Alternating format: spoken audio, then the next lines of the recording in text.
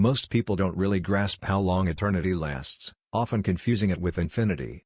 But my own experience showed me that eternity lasted exactly 15 years, 2 months, 27 days, and some strange hours. It ended just like it began, with my wife, Karen, locking eyes with her partner and sharing a passionate kiss. The only difference was, this time, I wasn't the one she was kissing.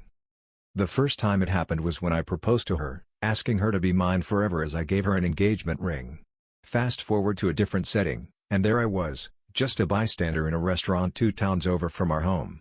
I watched as Karen and her new lover exchanged loving glances and leaned in for a passionate kiss. The specifics of how I ended up at the same restaurant are beside the point. It was clear they chose a location an hour away from home to stay discreet.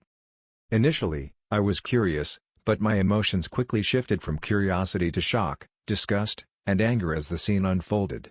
I briefly considered confronting them, but I was raised never to hit a woman, so I just sat there in stunned silence. They were so engrossed in each other, feeling safe that no one who knew them would see, and they leisurely enjoyed their meal, occasionally engaging in a kissing game. I ate slowly, had dessert, and kept observing them, my emotions swinging between rage and helplessness. When they finished their meal, they stood up, held hands, and left. Seated there and silent, fury enveloped me. I felt like the biggest fool. I had been married to Karen for over 14 years, with 2 exclusive years before that, yet I never suspected she swung both ways. She had never shown any interest in another woman, never dropping a hint in any of our conversations. I had foolishly believed I knew her inside and out, imagining we would grow old together.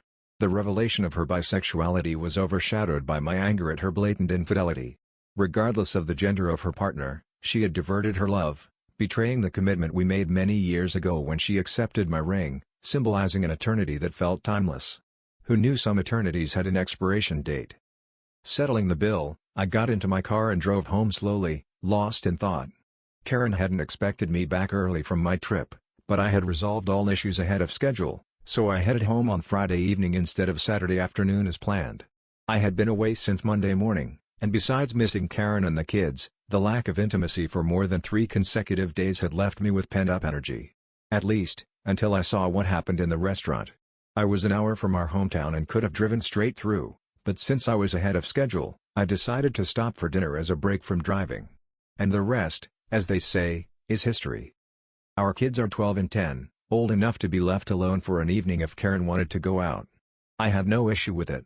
However, I wondered if they knew about the situation, as neither had mentioned anything unusual. Perhaps they were as much in the dark as I had been. Regardless, I knew they wouldn't be happy with what happened next. On the drive home, I engaged in the usual self-analysis. What did I do wrong? How long had it been going on? At least I didn't have to worry about her lover having a larger manhood than me. I chuckled to myself, gallows humor. I walked in the door at 9, and Karen still wasn't home. My daughters, Emily and Sarah, greeted me happily, but I watched them without truly seeing them, nervous and doubtful. Karen didn't anticipate me being home early. When Karen came in about 2 hours later, she must have noticed my car in the garage and freshened up a bit. I observed a change in her demeanor. She seemed less content than usual. Her first words expressed concern about my unexpected presence. I responded playfully, emphasizing her greeting. Karen, with a slight twitch in her forehead, mentioned that if she had known I would be home early, she would have prepared a nice dinner. She then revealed that she had ordered pizza for the kids, and she and Laura had opted for wine and sandwiches downtown.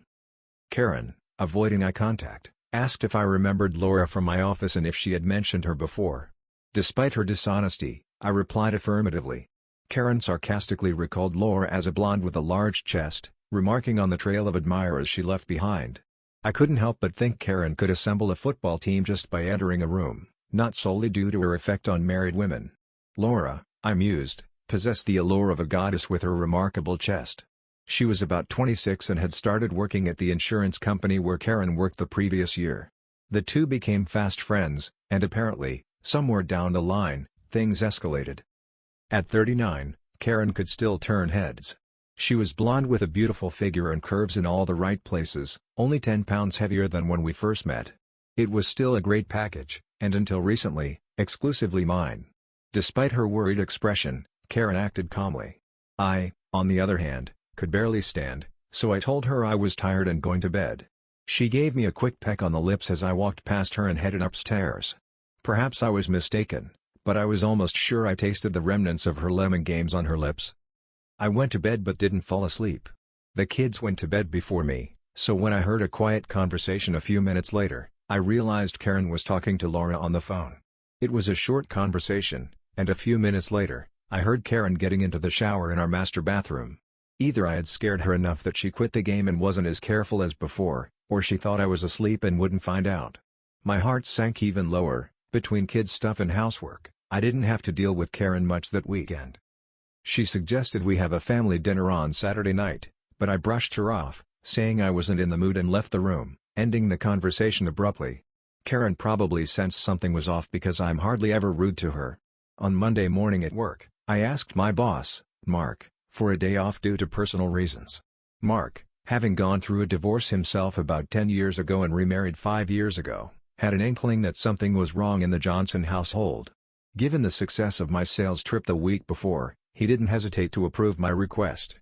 As I was about to leave his office, he handed me the business card of his divorce lawyer, expressing his regret and sorrow for the unexpected turn in my relationship with Karen. I thanked him, admitting that I had thought Karen and I would last forever. Following Mark's advice, I consulted a lawyer 2 days later. Despite her professional demeanor, she showed genuine concern for my situation and offered gentle guidance. She seemed surprised when I declined to hire a private investigator to gather proof of Karen's fidelity.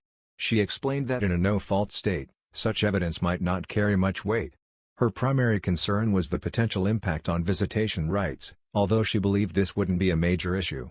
Being around Karen and the girls at home became unbearable. Karen likely noticed this, as we barely communicated. The girls, Emily and Sarah, probably sensed something was wrong due to the unusual quietness in the house. I gave Karen plenty of chances to talk, but she never took them. The situation escalated when Karen was served divorce papers at work the following week. Call it petty, but I wanted Karen to feel even a fraction of the pain I was enduring. She was served around 11:03 a.m., because my phone started ringing incessantly at 11:05. I ignored all 15 calls from her and several from unknown numbers, suspecting she was using her friends' phones to reach me. Oddly enough, I felt a surge of energy for the first time since discovering her affair with Laura and was having a surprisingly good day. Karen's car was already in the garage when I arrived home at 5:30. She wasted no time confronting me. Furious about being served in front of her friends and colleagues, I remained silent until I had put down my things and entered the house. The girls were in the living room, engrossed in a movie. I calmly stated that I wanted to ensure she was served alongside her mistress, for her own comfort. Karen's fury faded, replaced by tears. I retorted, questioning her knowledge about Laura and their lack of caution. I asked her 2 things, how long and when she had planned to tell me. She admitted it had been about 6 months and insisted they were planning to inform me soon, in less than 30 seconds. Karen's demeanor shifted from angry to defeated. She stumbled to the kitchen table and sat down. I walked over to the drinks cabinet, grabbed a bottle of Buffalo Trace bourbon, poured myself a double, and sat across from her. If looks could kill, she would have been dead within the first 2 seconds. I observed her, and she couldn't tear her eyes away from the table. Quietly, I asked how I couldn't have known about her bisexuality after all this time. She responded that she, too, had only recently discovered it about herself. She insisted it wasn't planned, it just happened. Finally, she looked at me and held my gaze, saying that it shouldn't change anything between us. Karen expressed her continued love for me and the need to explore this new aspect of herself. She asked for my support and more time to explore, stating that it was her turn. I was in shock, questioning whether 6 months wasn't enough for her exploration. I mentioned that if she truly loved me, she would remember our vows and not entertain the idea of exploring at all. I shared my belief that fidelity transcended gender and she shouldn't have considered such actions.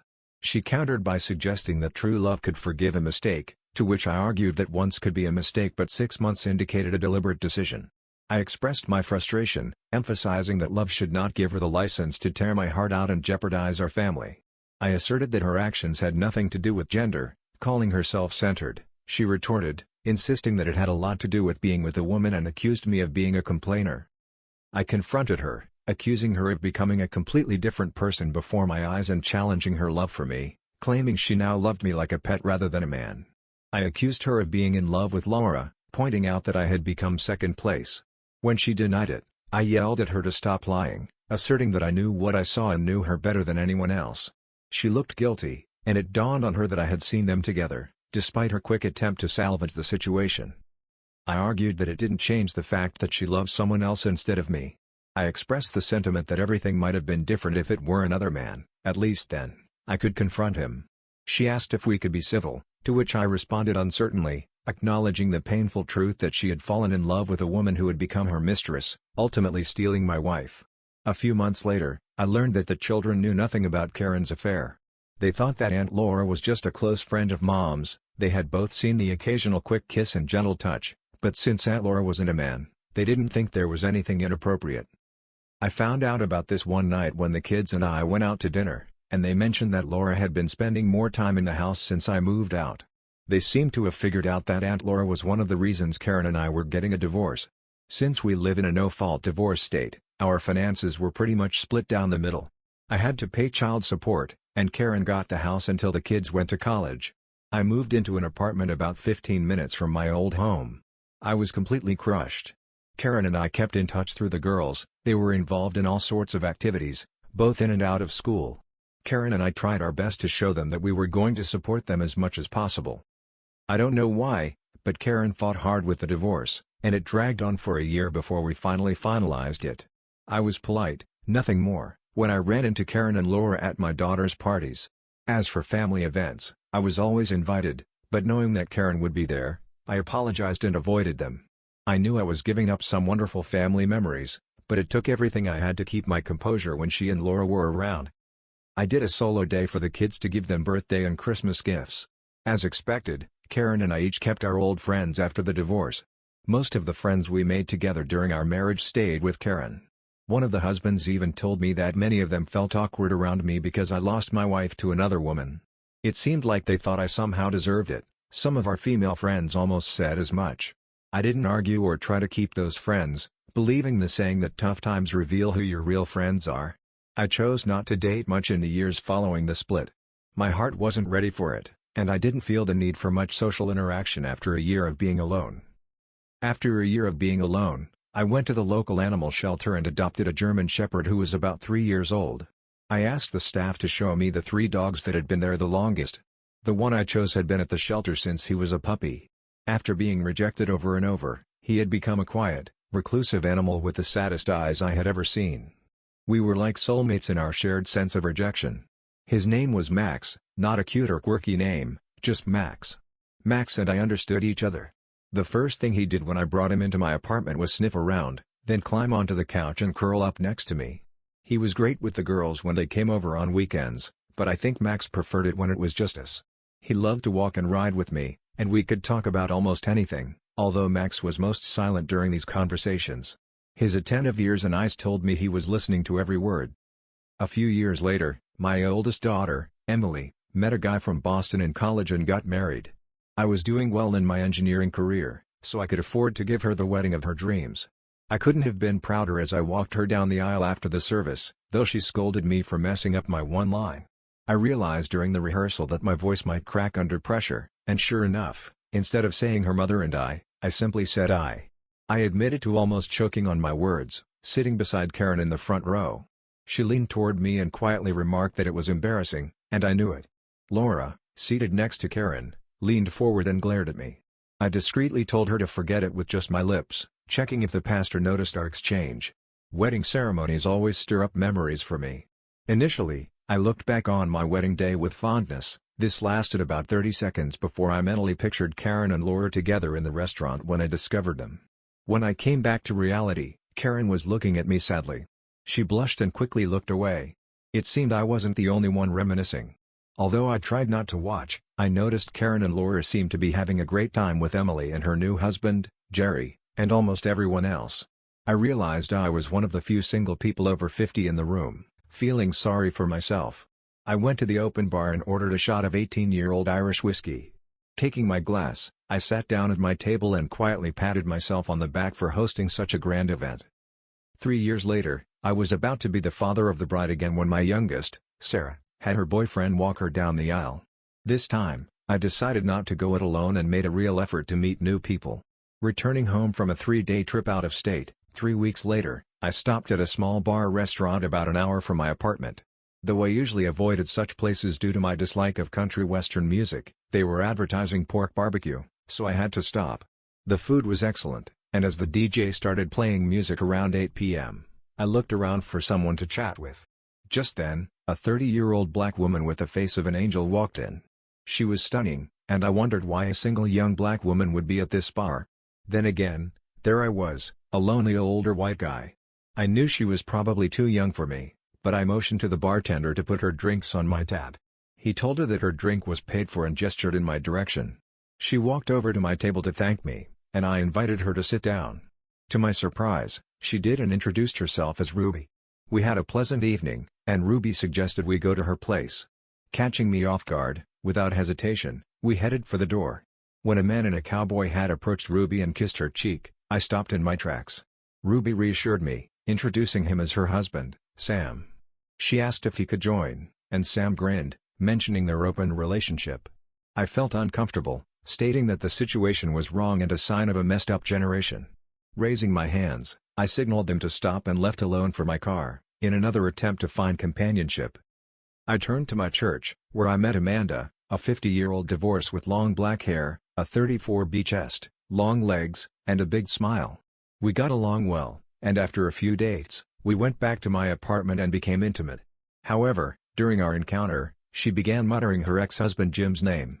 It escalated as she screamed his name during subsequent climaxes.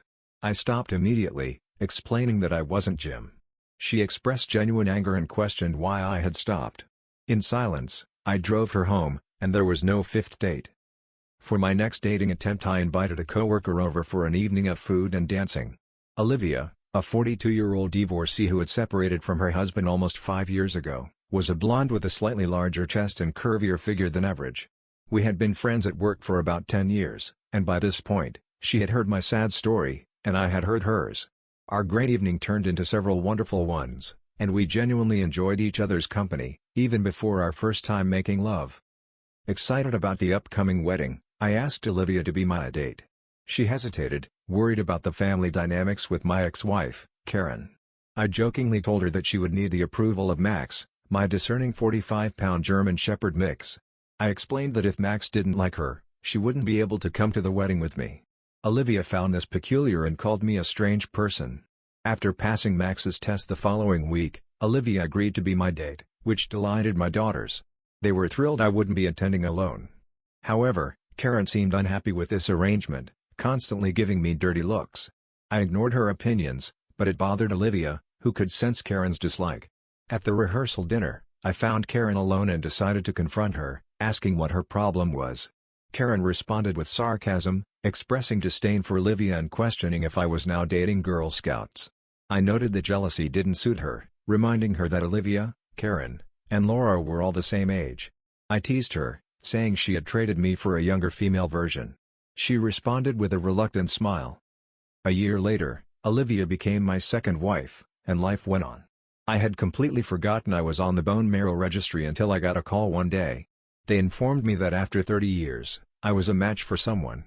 Thrilled at the chance to save a life, I knew the bone marrow extraction would be inconvenient, but my desire to help outweighed that. Further testing was required, and if it went well, the extraction would be scheduled for 2 weeks later. I agreed to proceed. While not very religious, I do believe in God, and there's a saying that God works in mysterious ways. I never thought much about it until 4 days later during a phone call with my oldest daughter, Emily. Sarah and I avoid discussing Karen's life, but Emily mentioned that bone marrow had been found for Aunt Laura, and they were involved through Emily. I sent my best wishes to Laura and Karen, expressing that despite the pain they caused me, I didn't wish them harm. Emily reminded me that I could call them myself, as an adult. I acknowledged this but explained that the less I talked to them, the less likely I was to say something I'd regret. Emily encouraged me to come to terms with the divorce, noting that I'd been happily married to Olivia for almost 2 years. I agreed, admitting that while I no longer hated Karen, she wasn't on my Facebook friends list. I decided to send Karen flowers with a card wishing her well. Later, as I was ordering the bouquet, a thought struck me: bone marrow matches are rare, and the coincidence of Laura finding a match around the same time as me seemed too convenient. Aware of the anonymity in the donation process, I contacted my registry liaison, pretending to be optimistic and inquiring about the likelihood of my match living in the same city. She hesitated and admitted it was the first time someone had identified their match. Frustrated, I realized I was going to donate bone marrow to Laura, angered by the situation. I reflected on how she stole my wife, never apologized, and now expected me to save her life. I decided it wouldn't happen. 2 days later, I called the registry back and refused to make the donation. The receptionist was shocked and almost in tears. She asked if there was a specific reason for my refusal, explaining that while I had the right to refuse, it was almost never done and would cause significant distress at the registry. I apologized for causing trouble but insisted it was in my best interest to decline. She expressed her disappointment and told me that if I changed my mind soon, I should call her back. Olivia was furious when I told her I had turned down the donation. I didn't tell her who the donation was for, she just knew that I had backed out of saving someone's life. She practically screamed at me, questioning why I would change my mind after initially wanting to help. It was the first time I heard Olivia use strong language. I decided to be honest with her, explaining that I wouldn't have informed Karen or Laura about the donation if I had a choice. She was unimpressed by my reasoning, accusing me of denying Laura a chance at life out of revenge. I clarified that it wasn't revenge, emphasizing my efforts to have as little to do with Karen and Laura as possible since they both hurt me deeply. Olivia asked if they knew about her involvement, and I assured her everything was done anonymously, and that I only found out by luck. As I shared this, Olivia's expression softened. She argued that I couldn't refuse the opportunity to save someone's life, emphasizing the moral weight of holding Laura's fate in my hands. Olivia whispered that I was too kind-hearted to withhold help and that the guilt would eventually consume me. I disagreed, stating that I wouldn't feel guilty because Laura and Karen had shattered my heart. I emphasized that they would never know it was me. Olivia expressed concern about the hope they had and how my decision might have ruined it for them. Our disagreements continued, and it felt like we were growing apart as a couple. Our differences seemed more pronounced than ever. At one point, she questioned my Christian charity, to which I responded by asking if I should blindly give to someone who had caused me so much pain. She called me ridiculous. I explained that Laura and Karen had torn my heart out and turned my world upside down, and I wasn't ready to simply shrug off the pain and help them after all these years. I reminded her that Karen had been with Laura longer than she had been with me and suggested she deal with it. Olivia insisted they had made a decision, and I quietly replied that they could live or not. I was indifferent to their fate. A few days later, on a Saturday afternoon, I left the room, informing Olivia that I was going to the range to blow off some steam. She reminded me to be back before dinner, as the girls were coming over and didn't want me to smell like gunpowder. Instructing me to take a shower before we ate, I headed to the shooting range, where I unleashed my frustration on the target, firing 500 rounds from my 9mm. For some reason, shooting always relaxes me. I think it's because you have to concentrate so hard, and when you stop, your body goes into a relaxed mode. At least, that's my theory, and I stand by it. I definitely smelled like gunpowder when I got home, so I headed straight for the shower. Glancing at the dining table, I noticed it was set for 6 people, and the aroma of Olivia's cooking filled the air. She's a great cook, and I was hoping for her famous roasted potatoes instead of mashed. After showering, I poured myself a glass of rye whiskey and brought Olivia a glass of wine. She seemed a bit nervous, which I chalked up to wanting dinner to be perfect for the girls and their husbands. I kissed her on the lips. I was in the living room reading on the computer when the door opened. Instead of my daughter's husbands, I saw Karen and a tired-looking Laura with them. I wasn't happy to see either of them and shot Olivia a glare as I stood to greet everyone. I kissed both girls but said nothing to Karen or Laura. I noticed they greeted Olivia warmly, and there was a lot of whispering. I quickly realized that Olivia had orchestrated this little intervention. It felt more like an ambush, considering I was the only one unaware of the meeting. I thought about leaving but decided it was time to speak up. First, I had to endure the excuse that it was just a nice meal with family and friends. Laura's illness dominated the conversation, although I took no part in it, sitting with what I hoped was a thoughtful expression on my face. I suppose dinner and dessert were good, but I couldn't really tell. Being a good host, I provided everyone with drinks and moved into the living room after a moment of silence. After a moment of silence, I decided it was time to express my thoughts. I questioned who would speak first, the woman who betrayed my trust to arrange the meeting, the woman who broke my heart years ago but now believed I owed her a favor, or the woman who took a married woman from her unsuspecting, loving husband and now needed help for a chance at life. As I spoke, I looked at each face in turn, and none of the women could meet my gaze. Olivia seemed eager when I called her name, But my eldest daughter, Emily, took the initiative to speak. She acknowledged my lingering anger toward Mom and Aunt Laura but criticized my refusal to donate bone marrow as childish and petty, stating it was beneath me. Emily argued that seeking revenge by denying someone a chance at life was wrong, emphasizing that it involved a person's life, not a frivolous act. I took a sip of rye whiskey and cleared my throat, shaking my head slightly. I expressed my anger and stated that every action in life has consequences. I noted that Karen and Laura never expected such severe consequences but were now trying to make their problem mine. I highlighted the unexpected opportunity to make a difference in the life of someone who had wronged me, despite their belief that it was driven by revenge. I suggested it might also be a way for me to regain some self-respect. After all, how much self-respect could I have if I helped the woman who stole my wife survive? I pointed out that none of them considered the fact that if Laura were a man, they would likely think my decision was justified. But it didn't matter to me that Laura was a woman. She was a wife-stealing homewrecker, and she knew what she was doing was wrong. Laura stared intensely at the carpet while Karen reached over and gently squeezed her hand. I asserted that my decision wasn't driven by revenge but by hatred. I deserted Laura and had no intention of assisting her. I highlighted my minimal communication with her during the 17 years she was with Karen. Karen, holding back tears, asked if I hated her enough to deprive someone of a chance to live. Karen tried to appeal to my past love for her, suggesting that helping Laura would be a noble thing to do and a matter of honor. I retorted, expressing skepticism about Karen's understanding of honor. I bluntly called her out and stated she had no right to lecture me on what honor is. My voice rose, and I tried my best not to tell them all, including Olivia, to get out of my life. I took a few deep breaths, but Olivia, sensing I wasn't angry enough, quietly reminded me that I was a good person who always did the right thing. She emphasized that turning away now was wrong and that I would never be able to live with myself if I did. Emily jumped in, reminding me of the values I had instilled in her and Sarah to always do the right thing, even when it was hard. I acknowledged this but asserted that my decision was to avoid any regrets or sleepless nights. Suddenly, Laura, with tears in her eyes, pleaded with me not to let her die. She admitted the hurt she had caused but stressed the grim reality of her situation, with slim chances of survival without my donation. Her eyes were desperate, making it clear that asking for my help was incredibly difficult for her. I looked into those haunted eyes and made my decision clear: no. I didn't say I'm sorry because I wasn't. I wouldn't do anything to help her. Laura took my answer better than Karen, who burst into tears. Olivia went over to comfort them, whispering, "I'll try to talk to him." She didn't realize at that moment that she had jeopardized our marriage.